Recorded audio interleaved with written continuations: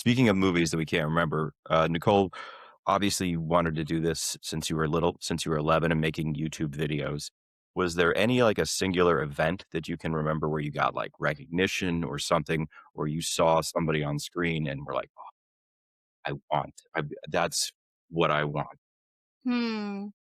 I feel like, and I'm not just saying this because my first like real big success was Nickelodeon. I feel like I was the kid that watched like kids shows like Disney and Nick just way longer than everybody else. So for me, my thing wasn't super like I wasn't a kid watching really great cinema. I was a kid watching Disney and Nickelodeon, and I would like memorize every line and just have all of the episodes on repeat. And so that was kind of the thing. Like, I knew the idea of a multicam set, this laugh track, this very curated fake world where everything is heightened and there's a little joke. Like, that's what I wanted to do. Like, I was a kid that when I did like perform, I was quite large. It was coming out here and then getting into it. It was really easy when I started getting the auditions for Disney and Nick because I was like, I've watched so much of this, I can just read it and know how it sounds, and so I think it's whatever that word is, accumulation of all of the little shows that I watched growing up that were just, like, funny and like kids, and, like, getting to do a version of that was kind of like the dream, and then it happened really quickly in my venture out here, like, doing it professionally, and then I started have to be like, "Okay, well, what do I wanna do now?"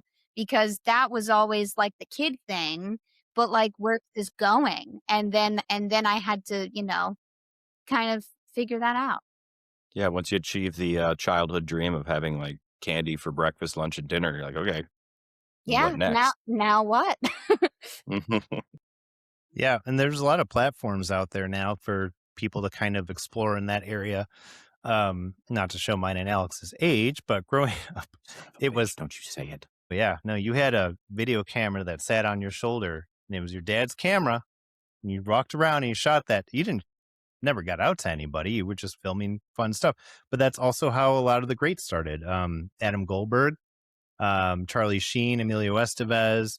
That was how they Yeah, all that's kind of all started. they needed. Charlie Sheen and Amelia Estevez. All they needed was that That's camera it. and a dream. Definitely Nothing not their else. dad. Definitely not Nepo babies. But that Not is that they're how not talented. I don't mean to no. shit on them. They're both brilliant. No, but you see that passion for it when, that kind of stuff happens, going into that, like trying to create your own sketches and everything on YouTube, shows that passion. Kevin Smith, just sold his comic book collection, bought a camera and made Clerks. Like, Yeah. Well, we talked you know, about Robert Rodriguez already. I mean, he committed himself to a mental hospital and went underneath like tests so he could save up enough money.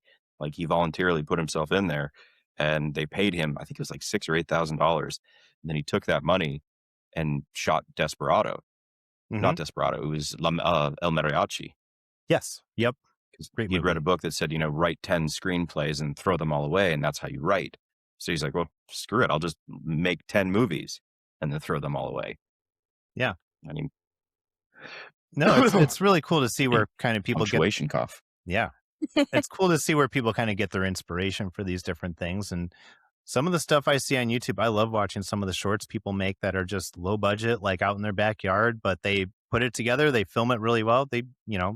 People are doing it on their phones, which is That crazy. blows my fucking mind.